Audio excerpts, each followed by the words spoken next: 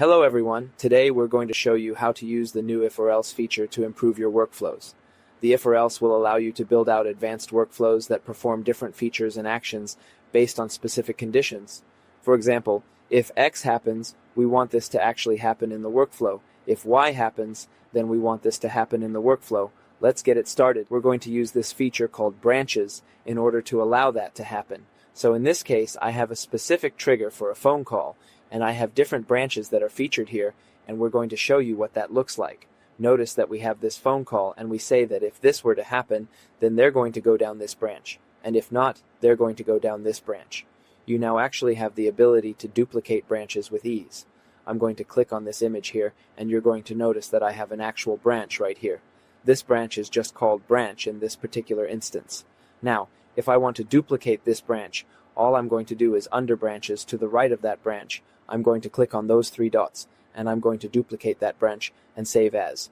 So you can see that I've actually duplicated a branch. The copy of this branch is actually now going to be listed below the original branch. Here we have the original branch under branches, and then we have the copy branch listed right here under the first branch. So in this case, now that we have the copied branch, I actually want to apply a condition.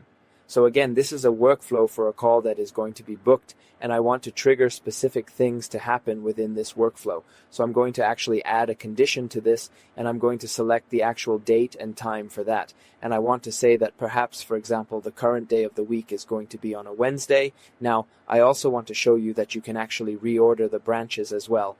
Right here, you're going to see reorder branches. You can click on that, and then you can move the order of the branches if you choose to do so, and then you can save. Now I want to take you back to my original two branches. You'll notice that one of those branches was called none. Any branch that's called none, you actually have the ability to rename that branch. So all you're going to do is go to the none branch, and instead of none, just type in whatever you want to call that particular branch, and then you can save it. In this case, we have the branch, we have the copied branch, and then we have the test branch. So we can go in and we can change those names, but we do have to have a name assigned to them.